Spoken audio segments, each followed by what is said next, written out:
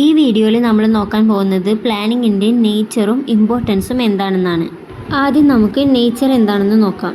ഒന്നാമത്തെ പോയിന്റാണ് cognitive process. Planning വളരെ ബുദ്ധിപരമായി ചെയ്യേണ്ട ഒരു പ്രോസസ്സാണ്.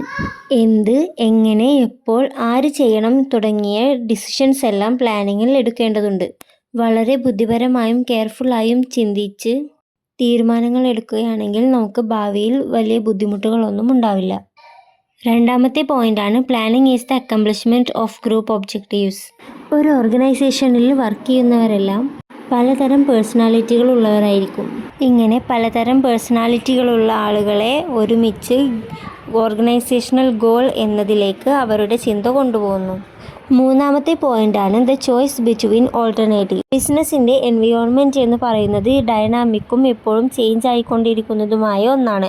അതുകൊണ്ട് തന്നെ ഓൾട്ടർനേറ്റീവ് പ്ലാൻസിൻ്റെ ഇടയ്ക്കുള്ള ചോയ്സാണ് പ്ലാനിങ് എന്ന് പറയുന്നത്. നാലാമത്തെ പോയിന്റാണ് planning is all pervasive. Planning എന്ന് പറയുന്നത് ഒരു സർവ്വവ്യാപിയാണ്. അത് ഓർഗനൈസേഷൻ്റെ എല്ലാ ലെവലിലും വ്യാപിച്ചു കിടക്കുന്നു. ഒരു ഓർഗനൈസേഷൻ്റെ ഒബ്ജക്റ്റീവ് എന്താണെന്ന് പ്ലാൻ ചെയ്യുന്നത് ടോപ്പ് ലെവൽ മാനേജ്മെൻ്റ് ആണ്. അതുപോലെ തന്നെ ഓർഗനൈസേഷൻ്റെ ഓപ്പറേഷൻസും കാര്യങ്ങളും തീരുമാനിക്കുന്നത് മിഡിൽ ലെവൽ മാനേജ്മെൻറ്റും ലോവർ ലെവൽ മാനേജ്മെൻറ്റുമാണ്. അതുകൊണ്ട് തന്നെ പ്ലാനിങ് എന്ന് പറയുന്നത് ഓർഗനൈസേഷൻ്റെ എല്ലാ ലെവലിലും വ്യാപിച്ചു കിടക്കുന്നുണ്ട്. അഞ്ചാമത്തെ പോയിൻ്റാണ് പ്ലാനിങ് ഈസ് ഫ്ലെക്സിബിൾ. പ്ലാനിങ് നമ്മൾ മുൻകൂട്ടി തീരുമാനിച്ചു വെച്ചിട്ടുണ്ടെങ്കിലും നമുക്ക് ഭാവിയിൽ ഒരു ഓർഗനൈസേഷനിൽ എന്തൊക്കെ സംഭവിക്കുമെന്നും അതിൻ്റെ എൻവയോൺമെൻറ്റ് കാരണം ഓർഗനൈസേഷൻ്റെ പ്രവർത്തനങ്ങളിൽ എന്തൊക്കെ മാറ്റങ്ങൾ ഉണ്ടാവുമെന്നും നമുക്കറിയില്ല.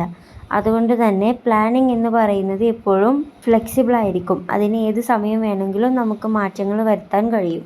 അടുത്ത പോയിന്റാണ് planning is the integrated process. Planning എന്ന് പറയുന്നത് ഒരുപാട് പോളിസികളും പ്രോഗ്രാംസും പ്രൊസീജിയറുകളും എല്ലാം കൂടി ചേർന്നിട്ടുള്ള ഒരു പ്രോസസ്സാണ്. ഇനി നമുക്ക് പ്ലാനിങ്ങിൻ്റെ ഇമ്പോർട്ടൻസ് എന്തൊക്കെയാണെന്ന് നോക്കാം. ഒന്നാമത്തെ ഇമ്പോർട്ടൻസ് ആണ് ensure selection of optimum goals. ഒരുപാട് പ്ലാനുകളിൽ നിന്നും ഏറ്റവും ലാഭകരമായതും കോസ്റ്റ് കുറഞ്ഞതും ആയ പ്ലാൻ തിരഞ്ഞെടുക്കാൻ പ്ലാനിങ് സഹായിക്കുന്നു.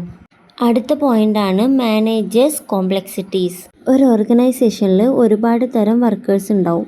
ഇവരെല്ലാം പലതരത്തിലുള്ള സ്വഭാവങ്ങളുള്ളവരായിരിക്കും. അതുകൊണ്ട് തന്നെ അവർക്കിടയിൽ ഒരുപാട് പ്രശ്നങ്ങളും വഴക്കുകളും കാര്യങ്ങളും ഒക്കെ ഉണ്ടാവും.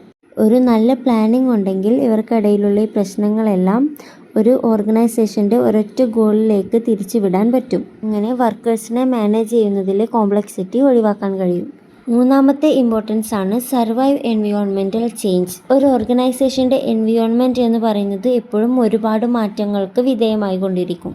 മാറിക്കൊണ്ടിരിക്കുന്ന ഫാഷൻ, ടെക്നോളജീസ് അങ്ങനെയുള്ള ഒരുപാട് കാര്യങ്ങൾ എപ്പോഴും മാറി മാറി വന്നുകൊണ്ടിരിക്കുന്നതാണ്. ഇത്തരത്തിൽ മാറിക്കൊണ്ടിരിക്കുന്ന എൻവയോൺമെൻറ്റിനെ ഒരു എഫക്റ്റീവ് പ്ലാനിങ് ഉണ്ടെങ്കിൽ പെട്ടെന്ന് അഡാപ്റ്റ് ചെയ്യാനും അതൊക്കെ തീരുമാനങ്ങൾ എടുക്കാനും പ്ലാനിങ്ങിൽ പുതിയ പലതരം മാറ്റങ്ങൾ വരുത്താനും കഴിയും. നാലാമത്തെ പോയിന്റാണ് supports control and coordination. Planning മാനേജ്മെൻറ്റിൻ്റെ മറ്റു ഫങ്ഷൻസായ കോർഡിനേഷൻ, കൺട്രോൾ എന്നിവയെ സപ്പോർട്ട് ചെയ്യുന്നുണ്ട്. ആര്, എപ്പോൾ, എന്ത്, എങ്ങനെ ചെയ്യണം എന്നുള്ളതെല്ലാം പ്ലാനിങ്ങിൽ മുൻകൂട്ടി തീരുമാനിക്കപ്പെടുന്നു. അഞ്ചാമത്തെ പോയിന്റാണ് planning promotes innovative ideas. Alternative ideas ഉണ്ടാക്കാൻ വേണ്ടി നമ്മൾ ഒരുപാട് കാര്യങ്ങൾ ഡിസ്കവർ ചെയ്യും, അതിനെപ്പറ്റി പഠിക്കും. ഇങ്ങനെ ഡിസ്കവർ ചെയ്യാൻ വേണ്ടിയുള്ള കാര്യങ്ങളെല്ലാം പഠിക്കാൻ വേണ്ടി നമ്മളിടുന്ന എഫേർട്ടിൽ നിന്നും നമ്മൾ പുതിയ പുതിയ ഇന്നോവേറ്റീവ് ആയിട്ടുള്ള ഐഡിയാസിനെ പറ്റി അറിയും. ആറാമത്തെ പോയിന്റാണ് നമ്മൾ കണ്ടെത്തിയിട്ടുള്ള ഓൾട്ടർനേറ്റീവ് കോഴ്സ് ഓഫ് ആക്ഷൻസിൽ നിന്നും ഏറ്റവും ബെസ്റ്റ് ആയിട്ടുള്ളത് ചൂസ് ചെയ്യണം. ഇതിനു വേണ്ടി നമ്മൾ ഓൾട്ടർനേറ്റീവ് കോഴ്സ് ഓഫ് ആക്ഷൻസിനെ ഇവാലുവേറ്റ് ചെയ്യും. ഇനി ഇവാലുവേറ്റ് ചെയ്ത് ഏറ്റവും ബെസ്റ്റ് ആയിട്ടുള്ളത് തിരഞ്ഞെടുക്കാൻ പ്ലാനിങ് നമ്മളെ സഹായിക്കുന്നു.